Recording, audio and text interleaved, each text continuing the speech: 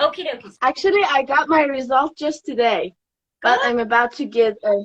Yes, I'm the one who texted you. Oh, which one was you? Because I was the one who ruined the reading part. Ah, the stress one? Yeah, the one that... Can you hear me?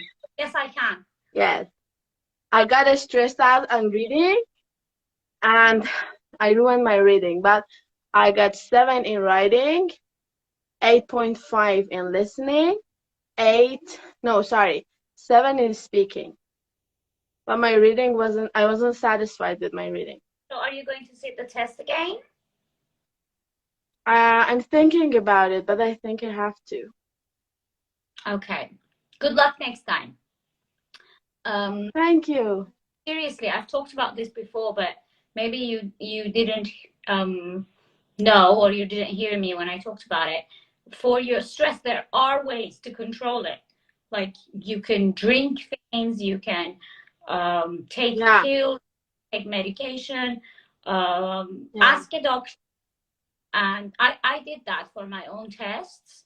I took heart medication because I would get heartbeat and I couldn't concentrate. So I got medication to control it, and it worked. So next time you want to sit the test, talk with somebody and see what works for you. Yes, I have to do that. Okay. So let's show I'm them. really happy to see you. Oh, thank you very much. The pleasure is all mine. But it's good that you're here so we can show them people an example of a 7-holder in speaking. Yes, the problem was I got stressed out for about 30 seconds, but I couldn't, just pull myself together. That was the real problem, because you can get stressed out for a couple of minutes, but the big challenge is to pull yourself together and go to the next part. I could do that when I ruined my reading part. I could pull myself together for my writing, but during the 16 minutes for my reading session, I couldn't. Well, everything happens. You never know why. Every time something bad happens to me, I go with everything happens for a reason. And if it's really, really bad, then I keep asking the universe to show me later on why I didn't get what I wanted at the time I wanted it. So wait for that, and you never know what's around the corner. Yeah. Okay, so what is your name? My name is Sara. Sara, and where are you from? I'm from Bruges, but I live in Tehran. Okay, great. Thank you. So, thank you. I'm going to be asking you some questions about your country. Which part of your country most people live in? The population is distributed in lots of places, but I could say that most of the population in my country would rather live in mega cities. And there are like 5 or 6 mega cities that are, cumulative. Why do you think that is? I think that it is thought that job opportunities and high paid job and high salaries are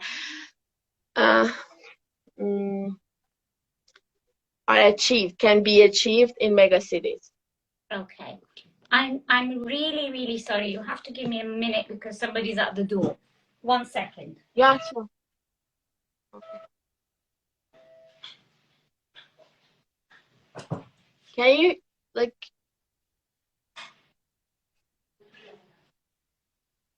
you can't see this?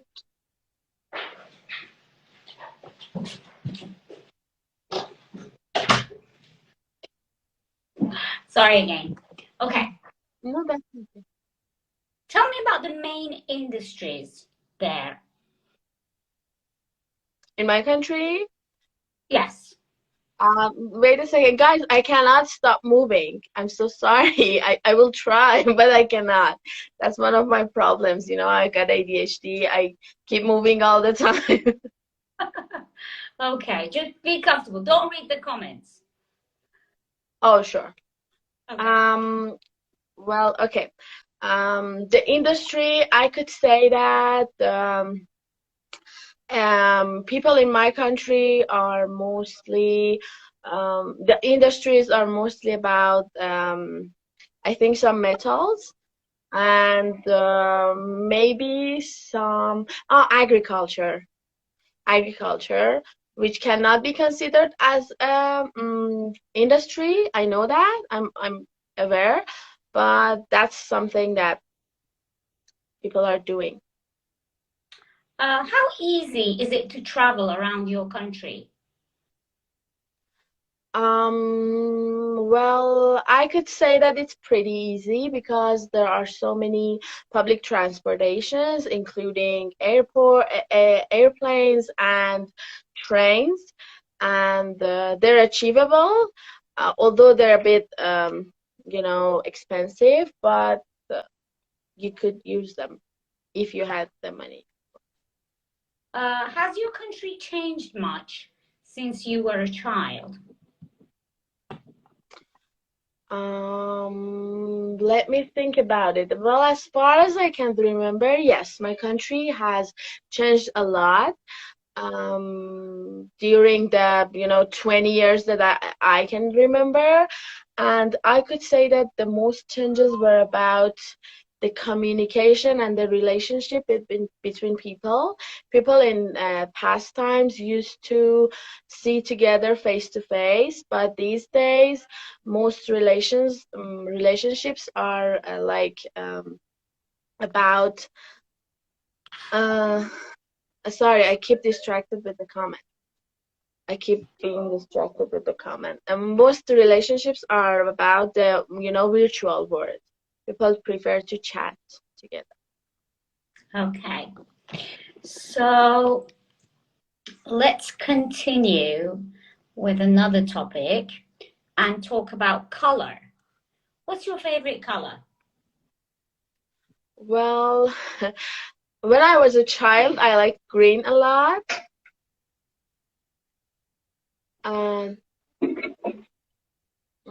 But nowadays, I'm really into yellow because I think it's really live and it's energetic and it makes me feel good. It cheers me up. Do you like the same colors now as you did when you were younger? Well, as I mentioned before, no. My favorite color has changed a lot during like the past 10 years, but I think it's pretty normal because you keep, you change a lot when you grow up. What can you learn about a person from the colors they like? Well, there is a notion. People believe that the colors have some, some hidden secrets about their characteristic features, but I don't believe in that. But it is said that like colors like red and like red and yellow is about energy, and people who like green and blue are more into peace. But I'm not. I don't buy that actually. Do any colors have special meaning?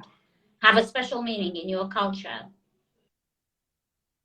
Yes. In my culture, some colors have, some definition for people, and I think the most common one is black. People tend to wear black and use that color as a sign of, when they are going through a grief or when they lose someone. So that's something that Okay. I can think of. Thank you very much. Thank you very much. You're welcome. Okay. Can I stay for the feedbacks? Yes, of course. Of course. So first of all, it's feedback, not feedbacks, because feedback is not countable, right? But that doesn't really. Okay, so first we started to talk about a country. You have a very, very good range of vocabulary, and I can clearly see why you were able to get a 7. I'm sure that in your part 2 and part 3, you would be able to, let's say, show off a bigger range and repertoire of vocabulary, which was very good. In this part, it was great. Like you had population, distributed, most of the, which is a very common mistake. Usually people say most the or most of. You had both of them. Would rather is excellent. Megacity was a very good word. Job opportunity, it is thought, very nice passive. Can be achieved, very good. Then we went to the industries. You were a little bit struggling with what to say in the part of industry. It wasn't because you didn't know the word. It was mostly because you didn't know what to say, really. And if I had asked, you wouldn't pick the same. So in a real test, you won't lose marks for that. But again, metal and agriculture were both good words. Cannot be considered industry was very nice. It's very good that you come up with reasons when you talk. You don't force, me to keep asking you why. You kept continuing. Then you use the word achievable for public transport, and then you said if you had the money. You said if they are achievable. Do we say achievable? Yes, I read it in vocabulary for IELTS. But I can even say which unit. What was it? Achievable was for transport, public transport? No. I'm not sure if they, just they come together, but I'm sure that achievable is a good word. It's just that we don't usually use it for public transport. You would say achievable for dreams, for goals, or for public transport, as I can see in the comments, accessible is affordable is a very good word. Thank you. Available is, there we go. We got available as well. So these are the good words that we can use. And then you continued with they are like cheap and affordable. If you had the money, do you want to say that people don't have enough money for public transport? I was talking about like trains, and I got disconnected for a second. I said that airplanes and trains are accessible and achievable because they're like common. But I said although they're expensive, you could use them if you had the money. Okay, I missed the although they are expensive. Yeah, that part I did. If you did say that, then it's correct. Then we talked about the changes in your country, and you said, during the 20 years I can remember. How can you make that better?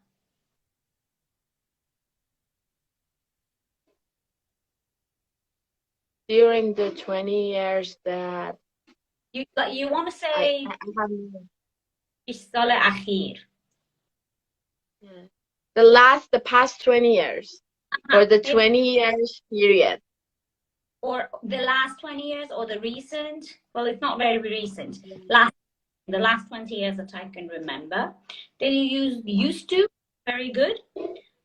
But then you said people used to see together face to face. That's you.